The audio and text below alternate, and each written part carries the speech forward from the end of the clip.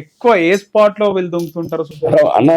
దానికంటే స్పేస్ ఏం లేదు. నేను ఏదైతే ఉంటున్నానో ఎక్కువగా మీకు వచ్చిన నేనున్న కానీ ఎక్కువ. ఎందుకంటే ఈ దోమలు కూడా, ఈ పిల్లల బండమ్మ, మన అశోక్ నగర్ ఏంటంటే చదువుకునే పిల్లలు స్టూడెంట్స్ వస్తారన్నమాట, లవర్స్. వాళ్ళు తప్పులు చిన్న చిన్న తప్పులు జరుగుతుంటే సమర్థించుకోలేక, తట్టుకోలేక, ఏదో వాకింగ్కి మేము వచ్చినాం అన్నట్టుగా లోపల ఇంట్లో రాత్రి అంతా కొట్లాడతారు, తెల్లవారుజామున గిడేస్తారు, బయటకు వస్తారు. ఇట్లా ఆ టైం నేను ఆడు ఉంటా కాబట్టి తీయగలుగుతున్నా. మేము చూడకపోతే శవం రూపంలో తీయాల్సి వస్తుంది. నేనున్న లొకేషన్ డేంజర్ స్పాట్ అది. అక్కడ తడి ఏంటంటే ఎవరైనా దిగుతున్న ఎవరైనా చూస్తే నడుచుకుంటూ పోయే టైం ఉంటుంది అలా. ఇదేముంది, ఇట్లా రైలింగ్ ఎక్కి దూకితే కథం, ఎవరికి కనపడదు. ఇప్పుడు ఒక మంచి వేడిగా ఇట్లా ఎవరుందండి కెమెరాలో చూస్తే క్లియర్గా సీసీ కెమెరా కనపడుతుంది. మీరు ఇల్లు ఆపోజిట్, దాని ఆపోజిట్ పక్కపడిన left right Bademiya kebab, Kattamaisamma temple, ఇవి మెయిన్ స్పాట్లు అనమాట. వీటిలో ఎక్కువ ప్రమాదం అన్నమాట. ఎందుకంటే డెప్త్ ఎక్కువ, ఈ సూసైడ్లు ఎక్కువ. ఇంతకుముందు మాకు లేక్ పొలిటేషన్ అని మాకు ఉంటుండే, డెప్త్ ఎక్కువ ఉంటుంది. ఎందుకంటే అటుపక్క అంబేద్కర్ విగ్రహం సైడు పెద్ద ఖరీదాబాద్ గణేష్ వేసే దగ్గర వేసిన విగ్రహం కనబడుతుంది పబ్లిక్కి. అవును, లో తక్కువ ఉంటుంది అనుకుంటా. అక్కడ 20-30 వినాయకులు కానీ తేలిపోతాయి అంటే కనబడతాయి. మరి మేము ఉండేది వేసా కొద్ది పోతూనే ఉంటాయి లోపలికి. ఇక మీది బార్డర్ లాస్ట్ ఇంకా అది డెప్త్ మొత్తం గోడ అంత డెప్త్ ఎక్కువ. ఏదో ఒక రోజు గవర్నమెంట్ ప్రభుత్వం గుర్తించి దాన్ని మొత్తం మళ్ళా రీకన్స్ట్రక్షన్ చేస్తే బాగుంటుంది అనేది నా ఆలోచన.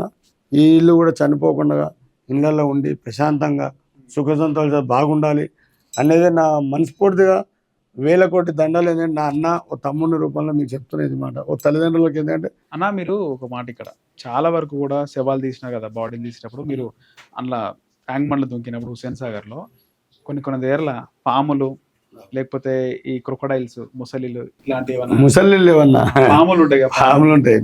పాములు లోపల ఉన్నాడు మీకు ఏమైనా ఎప్పుడైనా హాని కలగడం కానీ? అన్ని దాంట్లో మార్పు చేపలు ఏవి ఉంటాయి చెప్పి, క్యాట్ ఫిష్ ఉన్నాయి దాంట్లో.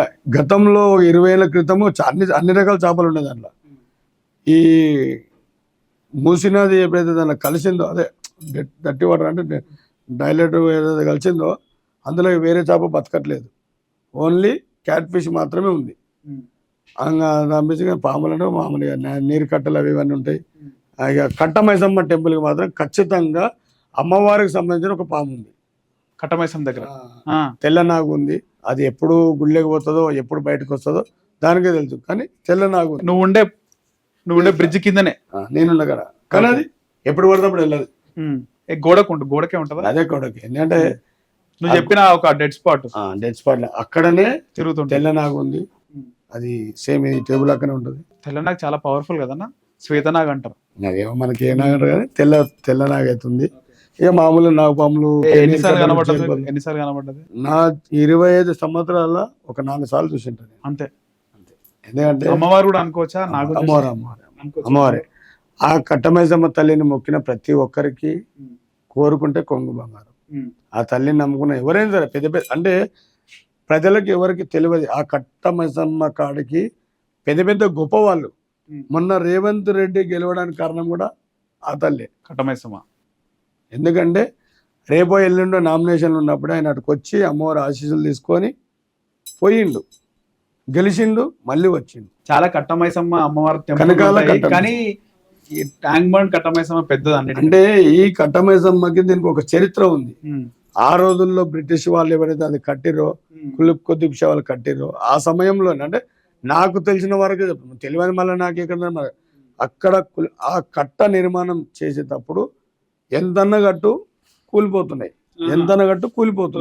ఆ కూలిపోయే సమయంలో ఆ కులిపురుష మహారాజుకి మన కట్ట నిర్మాణించే అయ్యగారులు ఎవరైతే ఉన్నారో, అయ్యగారు ఇక్కడ కట్టమైసమ్మను వెలుపుతూనే ఈ కట్ట నిలబడుతుంది, లేదంటే నువ్వు ఎంత కష్టపడ్డా దీని ఫలితం లేదన్నప్పుడు ఆయన కనకాల కట్టమైసమ్మ అని చెప్పేసి నిలబెట్టిన మరుక్షణమే అంటే నీళ్లు పారిపోతున్నాయి.